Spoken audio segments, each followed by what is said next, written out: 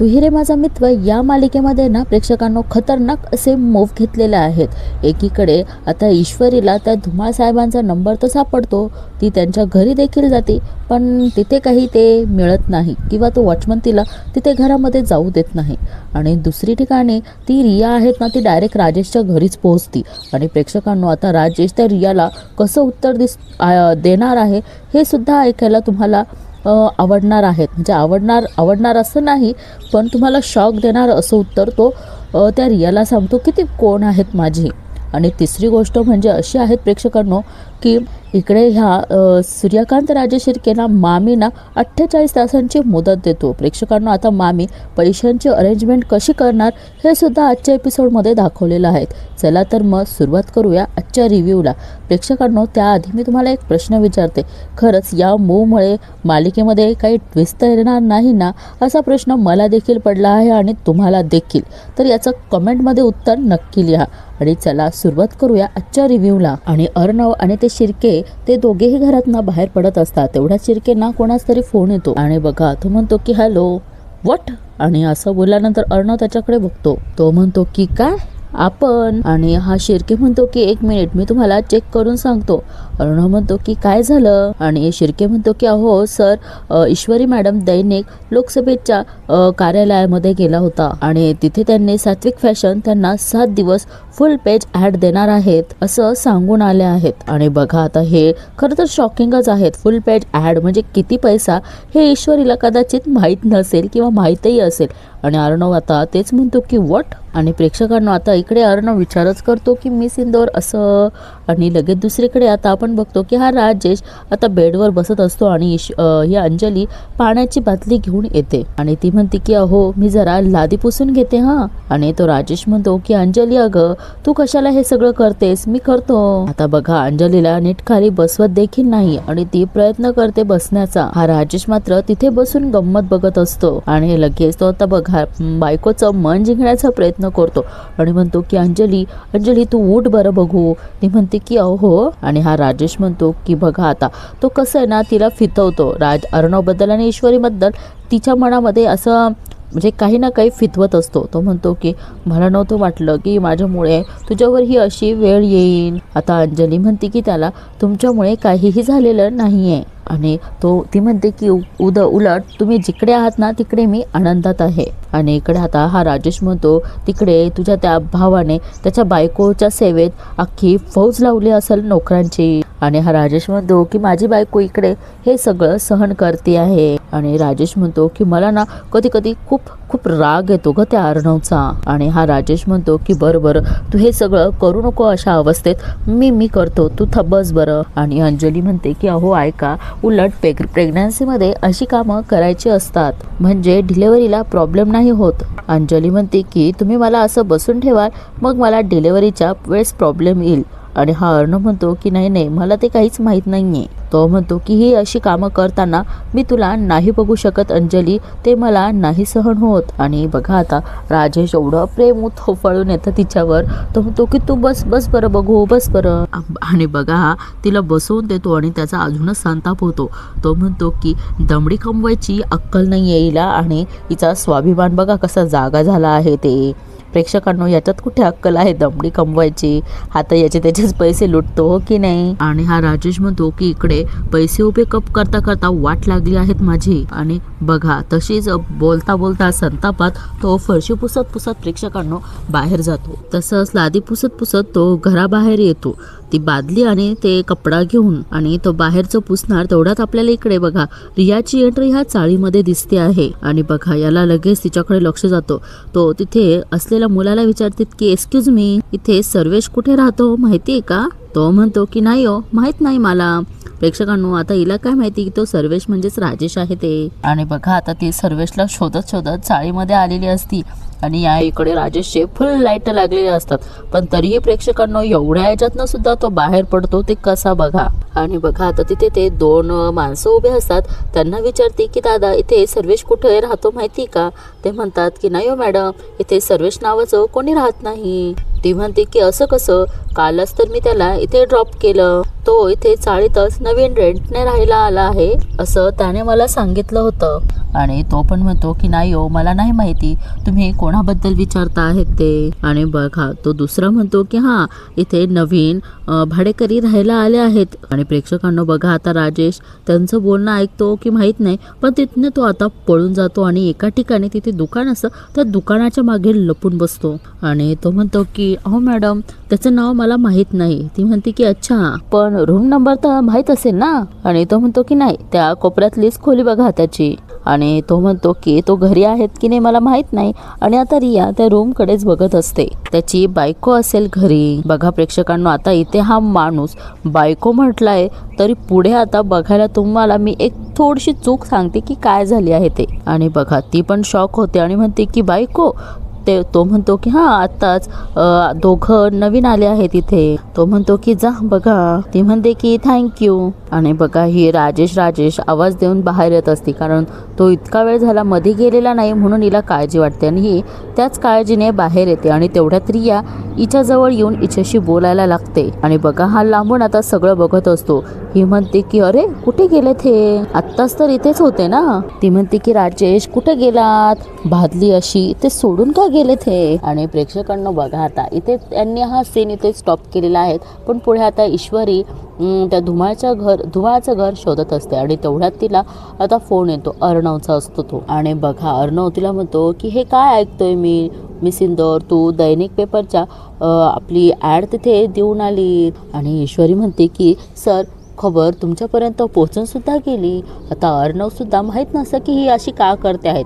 आणि जेव्हा त्याला कळतं मग तेव्हा तिला म्हणतो की मी आहे तुझ्यासोबत. हे ऐकायला ना खूप छान वाटलं प्रेक्षकांना. आणि अर्णव तिला म्हणतो की are you off your mind, हे काय चाललं आहे सगळं. ईश्वरी म्हणते की अहो सर, त्या श्रीकांत धुमाळाचा पत्ता आणि नंबर मिळवण्यासाठी मी ही आयडिया केली. तो माणूस मला टाळतो आहे. आणि प्रेक्षकांना आता ईश्वरी झालेला सगळा प्रकार सांगते. म्हणजे तो धुमाळ म्हणतो की हां, मला आत्ता आठवलं, 1 महिना रजेवर आहेत, त्यांच्या मुलीचं लग्न आहे. आणि ईश्वरी तेच अर्णवला सांगत असते की तो कसा टाळतो आहे मला ते. आणि जेव्हा ती म्हणते की मी बाहेर आली तेव्हा तोच माणूस धुमाळ आहेत हे मला तेव्हाच कळलं. आणि ईश्वरी म्हणते की ऑल राईट मी सिंदूर, पण हे आर यू शुअर तुझे हे सांगते ते सगळं तसंच आहे. ईश्वरी म्हणते की सर प्लीज माझ्यावरती भरोसा ठेवा. अहो माझ्या आईला मुद्दाम कोणीतरी ट्रॅप केलेला आहे. आणि ईश्वरी म्हणते की मला असं वाटतं की मी त्या लोकांच्या अगदी जवळ पोहोचलेली आहे ते. ती म्हणते की लवकरच आपल्याला खरंच काय ते कळेल, हे मला पक्क माहीत आहे सर. अर्णव म्हणतो की मी सिंदूर, तू जे काही सांगते ना त्यावर विश्वास ठेवायला मला सुद्धा आवडेल. पण ईश्वरी म्हणते की पण काय सर. तो म्हणतो की तुझ्या थेरीला सपोर्ट करणारे प्रूफ नाहीये तुझ्याकडे. ईश्वरी म्हणते की अहो सर, मी तेच तर मिळवण्यासाठी धडपड करते आहेत ना. ईश्वरी म्हणते की आणि सर फक्त माझ्या आईच्या खोट्या बदनामीचा सवाल नाही आहे सर. आणि ईश्वरी म्हणते की आपलं नातं पुढे कसे जाणार आहेत हेही ठरवणार आहेत ते सगळे पुरावे. ईश्वरी म्हणते की माझी आई निर्दोष आहे हे मला पक्क माहीत आहे सर, आणि ते तुमच्या समोर साबित करण्यासाठी मी काहीही करू शकते. अर्णव आता तिचे एवढं कन्व्हिन्सिंग, एवढं तिचे प्रयत्न बघून अर्णव म्हणतो की ऑल राईट, बघा आता प्रूफ शोधू. इकडे ईश्वरी म्हणते की ते तर मिळतीलच, मी ते घेऊन येईल सर. आणि अर्णव म्हणतो की मी सिंदूर, मी आहे तुझ्या सोबत. प्रेक्षकांनो हे एक वाक्य अख्खे सिरियल गाजवून गेलेली आहेत. अर्णव म्हणतो की आणि प्लीज प्रूफ मिळवण्यासाठी कुठल्याही प्रॉब्लेममध्ये अडकवू नको प्लीज. अर्णव म्हणतो की एनिवे टेक केअर, बाय. ईश्वरी म्हणते की तुम्ही सोबत असताना कुठल्याही प्रॉब्लेममध्ये मी कशी अडकेल सर. ती म्हणते की तुमचे हे शब्द ऐकल्यानंतर मला जगाशी लढण्याची ताकद मिळते. आणि प्रेक्षकांना आता ईश्वरी हिंमत करून त्या धुमाळ साहेबांच्या घरी तर पोहोचलेली असते, पण ती काय त्यांना भेटेल की नाही. आणि ती मध्ये येते आणि म्हणते की बंगला तर हाच दिसतोय आणि वॉचमनही नाही आहेत, आणि हाच प्लॅन म्हणजे ही आहे संधी आहे. तेवढ्यात ती मध्ये जाते, तेवढ्यात तिथनं वॉचमन येतो आणि तिला म्हणतो की एक मिनिट तो आपण कोण. आणि ईश्वरी म्हणते की मी ईश्वरी अर्णव राजशिर्के, मला श्रीकांत धुमाळ यांना भेटायचं आहे. तर तो म्हणतो की धुमाळ सर नाही आहेत घरी, 8 दिवसांनी या. आणि प्रेक्षकांना हे उत्तर ऐकल्यावर ईश्वरी आता शॉकच होते. ती म्हणते की अहो कशाला खोटं बोलतायत. ईश्वरी म्हणते की अहो मी थोड्याच वेळी पूर्वी त्यांना ऑफिसमध्ये भेटून आली आहे, मला बघून पळून गेलेत ते. ईश्वरी आता त्याच्यासमोर खूप विनवण्या करते. ती म्हणते की हे बघा, मला प्लीज जाऊ द्या, मला त्यांना भेटणं खूप जरुरी आहे, प्लीज मला जाऊ द्या. तो म्हणतो की सांगितलं ना, नाही येत ते घरी, जबरदस्ती आत घुसू नका. ईश्वरी म्हणते की दादा मला 5 मिनिटं भेटून त्यांच्याशी बोलायचं आहे, प्लीज मला जाऊ द्या. तो म्हणतो की का मागे लागलाय, सांगितलं ना तुम्हाला की नाही सोडता येणार म्हणून. ईश्वरी खूप विनवण्या करते पण तो काही ऐकत नाही आणि तिला काही मध्ये जाऊ देत नाही. तो तिला डायरेक्ट आता पोलिसांना बोलव अशी धमकी दिल्यानंतर मात्र ईश्वरी आता पाऊल मागे घेते आणि ती पैसेही देते. असं म्हटल्यानंतर तो म्हणतो की मी पोलिसांना कॉल करतो आणि ईश्वरी आता मात्र घाबरते आणि म्हणते की नाही नको, मी जाते. आणि प्रेक्षकांना आता ही रिया बघा ह्या राजेशच्या घराकडेच येत असते. तिच्या मनात आता बहुतेक खूप सारं वादळ चालू असतं, विचारांचं वादळ. आणि या राजेशची अजूनच धडकी भरते की ही जर तिला भेटली तर काय उत्तर देईल. पण प्रेक्षकांनो याच्याकडे सगळ्या प्रश्नांची उत्तरं ऑलरेडीच असतात. आणि बघा ती डायरेक्ट अंजलीला भेटते आणि म्हणते की एक्सक्यूज मी, सर्वेश पोद्दार इथेच राहतात का? ती म्हणते की सर्वेश सर पोद्दार नाही हो. आणि तिला पण आता बघा तीही थोड्या विचारांमध्ये पडते. ती म्हणते की व्हॉट, हाऊ स्ट्रेंज. आणि ती म्हणते की मला तर सगळ्यांनी सांगितलं आहे की तो इथे नवीन रेटने राहिलेला आहेत म्हणून. आणि ती म्हणते की नवीन रेटने आम्ही चालू आहे ते, पण सर्वेश सर पोद्दार कोणीच राहत नाही इथे. ती म्हणते की व्हॉट, कालच तर मी त्याला इथे ड्रॉप केलं होतं. आणि ती म्हणते की अच्छा तुम्ही त्याच का जिच्या बहिणीने आत्महत्या केली. आणि ती पण म्हणते की व्हॉट, मला कोणी बहीण नाहीये. आणि प्रेक्षकांना बघा आता अंजलीला आठवतं की जेव्हा आपण त्याला विचारलं की आत्ता जी मुलगी इथे सोडवायला आली होती ती कोण होती. आणि तो म्हणतो की अगं अंजली ती तर एक वेगळीच केस आहे. अगं मी म्हणजे ज्या NGO साठी काम करतो ना, केसेस लढतो, तिथे आली होती ही मुलगी. काल रात्री त्या बाईच्या केस मिटवलं आणि त्यानंतर या बाईच्या बहिणीची केस आली. हिच्या बहिणीने घरातून पळून जाऊन आत्महत्याचा प्रयत्न केला होता. आणि बघा प्रेक्षकांनो इथं आता अंजलीच्या मनात काहीतरी आलं असं तरी दिसतं आहे, पण प्रेक्षकांना पुढे जाऊन माहीत नाही तर हा राजेश परत तिला कसं गुंढाळेल ते. आणि ही आता अंजली म्हणते की इथे सर्वेश सर पोद्दार कोणी राहत नाही. आणि ती म्हणते की मला असं वाटतं तुम्ही चुकीच्या पत्त्यावर आला आहात. आणि ती म्हणते, रिया म्हणते की हो का? ती म्हणते की एनिवेज सॉरी. आणि प्रेक्षकांना बघा आता इथे ह्या दोघांचा फोटो लागलेला आहे आणि आता हे भाऊ बहीण कसे. आणि बघा ती रिया ह्या राजेशचा आणि अंजलीचा जो सोबतचा फोटोसुद्धा बघते आणि तो फोटो बघून ती स्वतः शॉक होते. आणि इकडं हा राजेश बाहेर उभं राहून फक्त गंमत बघत असतो, कारण त्याला काहीच एवढा लांब कसं काय काही ऐकायला येणार आहे. आणि अंजली तेवढ्यात दरवाजा लावून घेते आणि समोर ही फोटो रियाने बघितल्यानंतर ती स्वतःच शॉकमध्ये जाते. आणि प्रेक्षकांना बघा आता ती रियानं आता फोटो बघितल्यानंतर तिच्या मनात आता प्रश्न उभे राहायला लागले आणि ती पुढे जात असते. पण तेवढ्यात आता इकडे ही वल्लरीचा सीन दाखवलेला आहे. बघा आता सगळं एवढं व्यवस्थित नीट चालू असताना मध्येच हा सूर्यकांत राजशिर्के कसा काय आला. आणि आता तर तो अगदी हट्टालाच पेटला आहे. एवढे पैसे 50 लाख रुपये कुठून आणू मी? ती म्हणते की एवढ्या मोठ्या रकमेची सोय अशी सहजासहजी नाही करता येणार. ती म्हणते की त्यासाठी काहीतरी मोठंच करावं लागेल. आणि तिच्या हातात सात्विक फॅशनची फाईल असते. मम्मी म्हणते की हा फ्रॉड करते खरा. ती म्हणते की पण माझ्याच अंगाशी नको यायला. सात्विक फॅशनच्या नवीन फॅब्रिकची 35 लाखांची ऑर्डर साहिलकडून गपचूप सँक्शन केली की झालं माझं काम. आता बघा ती म्हणते की पण मग उरलेले 15 लाख ते कसे आणि कुठून उभे करू. आणि प्रेक्षकांना आता बघा ही त्या पैशांची सोय कशी करते ते आपण बघूच नंतर.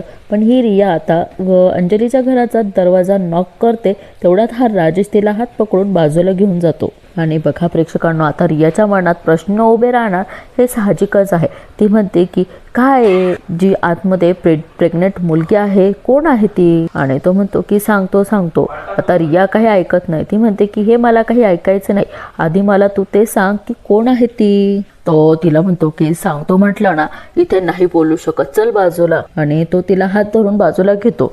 रिया म्हणते की सर्वेश ऐक तरी माझं. ती म्हणते आता चित संतापून त्याला म्हणते की यू फ्रॉड, यू चिटर, सोड माझा हात. तो म्हणतो की कशाला उगाच आरडाओरडा करून चाळीत तमाशा करतेस, लोक जमा होतील ना फ्रेड शो बघायला. ती म्हणते की आता मला आत्ताच्या आत्ता सांग, आत म्हणजे जी मुलगी ती आहे ती प्रेग्नेंट मुलगी कोण आहे? तुमच्या दोघांचा फोटो बघितला आहे मी सोबत. ती म्हणते की अरे काय रे, तू माझ्याकडनं पैसे घेऊन माझे कॉल इग्नोर करतोयस आणि मज्जा मारतोय का त्या मुलीसोबत. तो म्हणतो की बघा आता याच्याकडे दुसरा प्लॅन रेडीच असतो. तो म्हणतो की अगं बाई तुझी बडबड बंद कर, माझा ऐक जरा. मजा कसली मारतोय, बहीण आहे ती माझी. बघा प्रेक्षकांनो, याने बायकोलाच आता बहीण केलेलं आहेत. किती विचित्र आहे म्हणजे बघू शकता तुम्ही. हा बायकोला बहीण करू शकतो तर अजून काय काय करू शकतो प्रेक्षकांनो. आणि तो म्हणतो की इथे आली आहेत तिच्या डिलिव्हरीसाठी. तो म्हणतो की तुम्ही मुली उगाच कशाला डोकं चालून नसता विचार करतात ग. उलट आरडाओरडा करून घाणेरडे आरोप करणार होतीस तू माझ्यावर. आणि ती म्हणते की बहीण अशी अचानक मध्येच, बहीण कुठून आली रे तुझी. तो म्हणतो की आली कुठून म्हणजे होतीच कायम लहानपणापासून.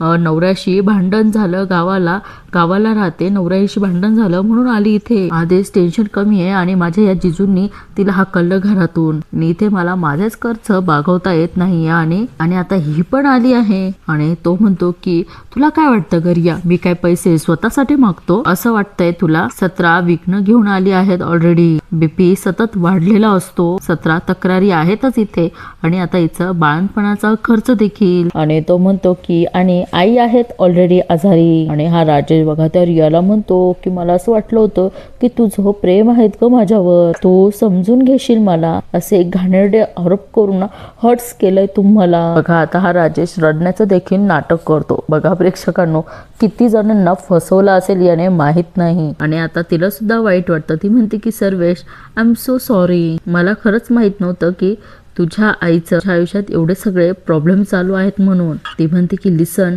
I really love you. ती आता म्हणते बघा भावनेपोटी तिने बिचारीने चांगलाच विचार केलेला असतो, पण हा जो राजेश आहे ना तो गिव करण्याच्या लायकीचा नाही आहे प्रेक्षकांनो. ती म्हणते की हे बघ सर्वेश, मी तुला काही पैसे ट्रान्सफर करते, तुझ्या अडचणीत कामं येतील. तो बघा आता हातापाया पडतो आणि म्हणतो की नाही नाही रिया, खरंच राहू दे, नको. ती म्हणते की अरे it's okay, I can understand. आणि ती पैसे ट्रान्सफर करून त्याला म्हणते की तू कसलीच काळजी करू नकोस. बघा आता हा राजेश म्हणतो की घ्या, मला वाटलं तू हुशार आहे, तूही बावळट निघालीस. आणि इकडे ही अंजली टेन्शन मध्ये राहते. ती म्हणते काय हो, कुठे गेला होता तुम्ही. आणि बघा हा राजेश इथंही खोटं बोलतो. आजोबा पडले, त्यांना घरी सोडून आलं असं अंजलीला सांगून देतो. इकडे अंजलीला तेच किती दया येते हो तुम्हाला लोकांची. इकडे आता अंजली म्हणते की मला वाटलं त्या सुंदर मुलीसोबत गेलात पळून. आणि बघा आता इकडे अंजली सगळं सांगून देते.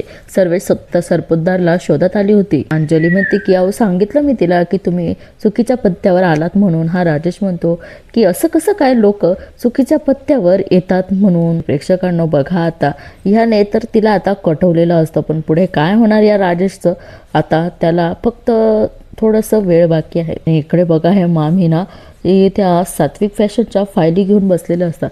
त्यांना 50 लाखाची जी सोय करायची आहेत ना प्रेक्षकांनो, पण बघा हे जेव्हा अर्णवला कळेल तेव्हा किती मोठा काय ट्विस्ट येईल ना प्रेक्षकांनो माहीत नाही.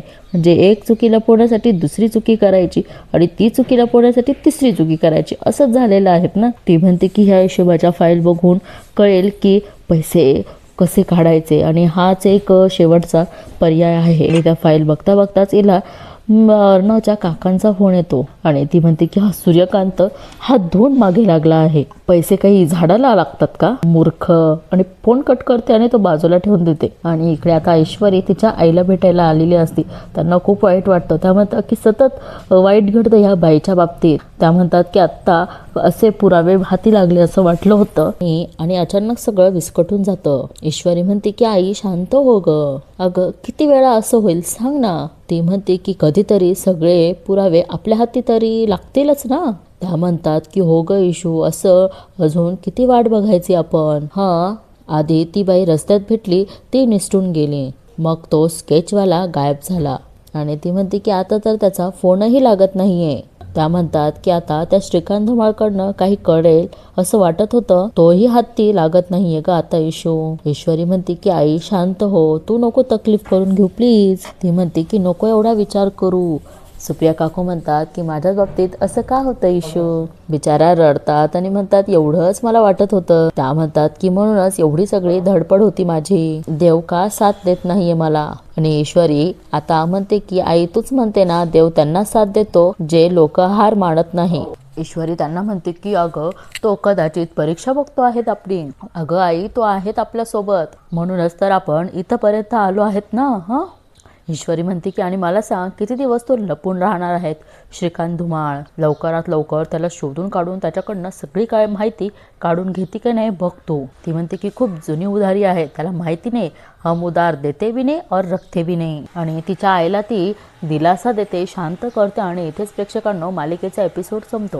प्रेक्षकांनो, आपण बघूया पुढील भागामध्ये आता काय काय दाखवलेलं आहे ते. आणि हा सूर्यकांत बहुतेक तिथे आलेला असतो आणि ही वल्लरी त्याला गिडगिडून सांगते की अहो मी पैशांची सोय करते हे सांगते ना तुम्हाला. आणि तो तिला आता मुदत देतो, 48 तास आहेत तुझ्याकडे, 48 तासात जर मला पैसे मिळाले नाहीत ना. आणि तो म्हणतो की तू आणि त्या श्रीकांत धुमाळ सोबत रमाकांत विरोधात रचलेला